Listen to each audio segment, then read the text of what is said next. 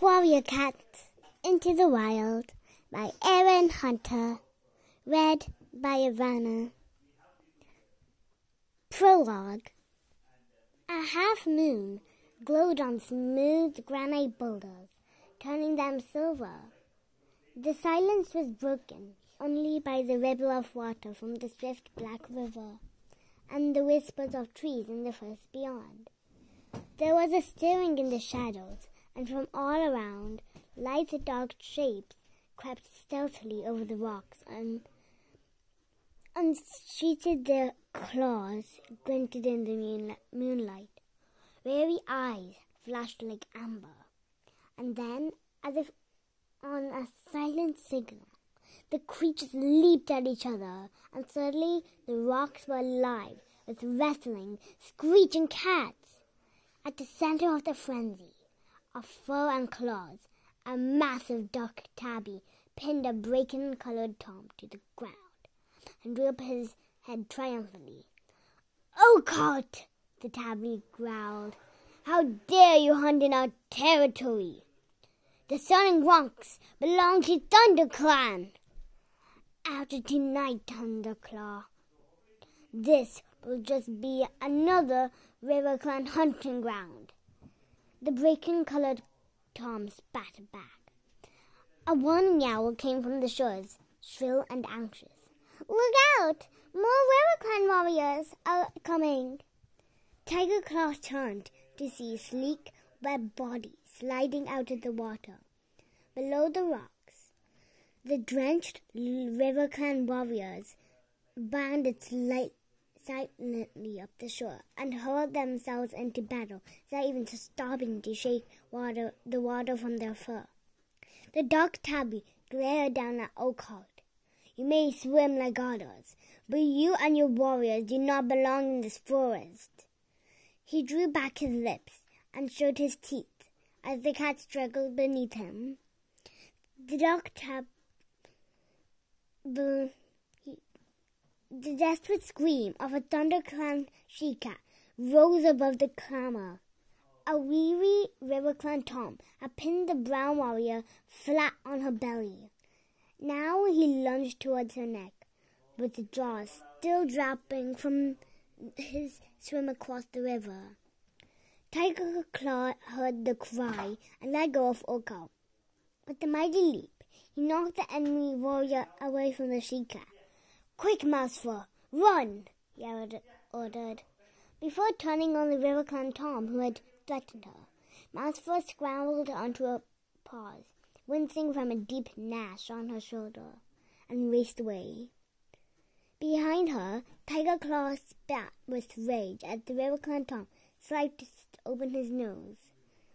Blood blinded him for an instant, but he lunged forward regardless, and sank his teeth into the hind legs of his enemy. The RiverClan cat squealed and struggled free. "Tiger Claw!" The yowl came from a warrior with a tail as red as a fox's fur. "This is useless. There are too many RiverClan warriors." "No, Redtail. ThunderClan will never be beaten." Tiger Claw yowled back. Leaping to Redtail's side, "This is our territory." Blood was welling down around his broad black muzzle, and he shook his head impatiently, scattering scarlet drops over the rocks. "ThunderClan will honor your courage, Tiger Claw, but we cannot afford to lose any more of our warriors," Redtail urged. "Blue Star will never expect her warriors to fight against these impossible odds. We'll have another chance to avenge this defeat." He met Tiger Claw's amber-eyed gaze steadily, then reared away and sprang onto a boulder at the edge of the trees. "Retreat, ThunderClan! Retreat!" he yelled. At once his warriors squirmed and struggled away from their opponents, spitting and snarling. They backed towards Redtail for a heart to beat. The RiverClan cat looked The River Clan cats looked confused. Was this battle so easily won? Then Oka yelled with a jubilant cry. As soon as they heard him, the River Clan warriors raised their voices and joined their deputy in caterwauling their victory. Red Tail looked down at his warriors.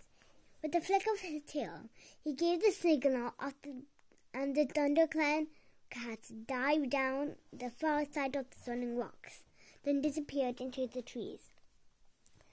Tiger Claw followed last. He hesitated at the edge of the forest and glanced back at the blood-stained battlefield. His face was grim, his eyes furious slits. Then he leaped after his clan into the silent forest. In a deserted clearing, an old grey she-cat sat alone, staring up at the clear night sky. All around her, in the shadows, she could hear the breathing and stirring of sleeping cats. A small tortoiseshell she-cat emerged from a dark corner, her paw steps quick and soundless. The grey cat dipped her head in greeting. "How is Mirthful?" she meowed. Her wounds are deep, Blue Star," answered the tortoiseshell, settling herself on the night cool grass. "But she is young and strong. She will heal quickly." "And the others?" "They will recover too." Blue Star sighed. "We are lucky not to have any of our warriors lost this time." "You are a gifted medicine cat, Spotted Leaf." She tilted her head again and studied the stars. "I am deeply troubled by tonight's defeat. Difficult times for our clan. The season of New Leaf is late, and there have been fewer kits. Thunder Clan needs more warriors if it is to survive."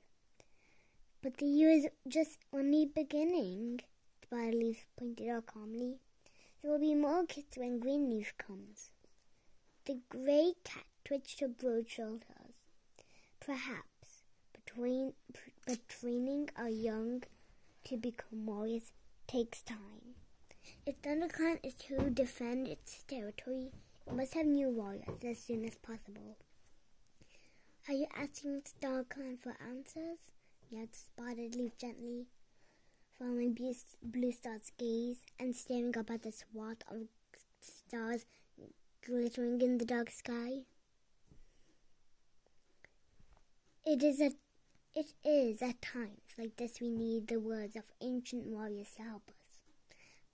"Has Star Clan spoken to you?" Blue Star asked.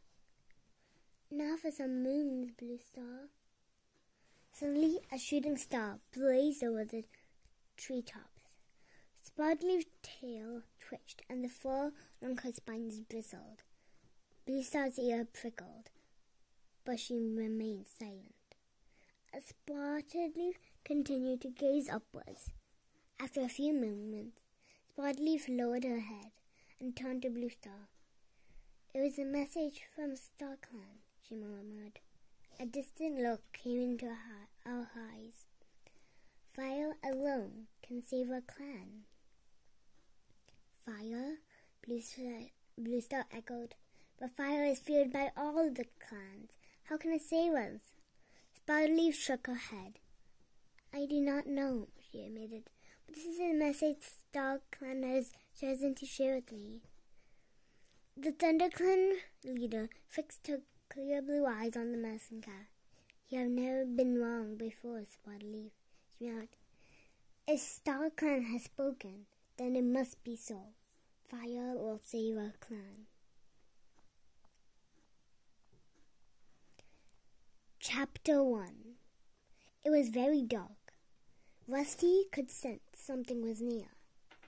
The young tomcat's eyes opened wide as he scanned the dense undergrowth. This place was unfamiliar, but the strange scent drew him onwards, deeper into the shadows. His stomach growled, reminding him of his hunger. He opened his jaws slightly to let the warm smell of the forest reach the scent, glands on the roof of his mouth. Musty odors of leaf mold mingled with the tempting aroma of a small furry creature. Suddenly, a flash of grey raced past him. Rusty stopped still, listening. It was hiding in the leaves, less than 2 tailed lengths away. Rusty knew it was a mouse. He could feel the rapid pulsing of a tiny heartbeat within his ear fur. He swallowed, stiffening his rumbling stomach. Soon his hunger would be satisfied. Slowly, he lowered his body into position, crouching for the attack. He was downwind of the mouse. He knew it was not aware of him. With one final check on his prey position, Rusty pushed back hard on his haunches and sprang, kicking up the leaves kicking up leaves on the forest floor as he rose. The mouse dived for cover, heading toward the hole in the ground. But Rusty was already on top of it. He scooped it in the air, hooking the helpless creature with his torn, sharp claws, flinging it high up in the air. Flinging it up in a high arc again. He tossed the mouse once more, this time a little farther away. The mouse managed to scramble a few paces, but Rusty caught up with it. Suddenly, a noise roared nearby. Rusty looked around, and as he did so, the mouse was able to pull free from his claws. When Rusty turned back, he saw it dart into the darkness among the tangled roots of a tree. Angry, Rusty gave up the hunt. He spun around, his green eyes glaring intent on searching out the noise that had caused him his kill. The sound rattled on, becoming more familiar. Rusty blinked open his eyes. The forest had disappeared. He was inside a hot and airless kitchen, cold in his bed. Moonlight filtered through the window, casting shadows on the smooth, hard floor. The noise that had been rattling hard of dried pellets of food as they were tipped into his dish. Rusty had been dreaming. Lifting his head, he rested his chin on the side of his bed. His collar rubbed uncomfortably around his neck. In his dreams, he had felt fresh air ruffling the soft fur where the collar usually pinched. Rusty rolled onto his back, savoring the dream for a few more moments. He could still smell mouse. It was the third time since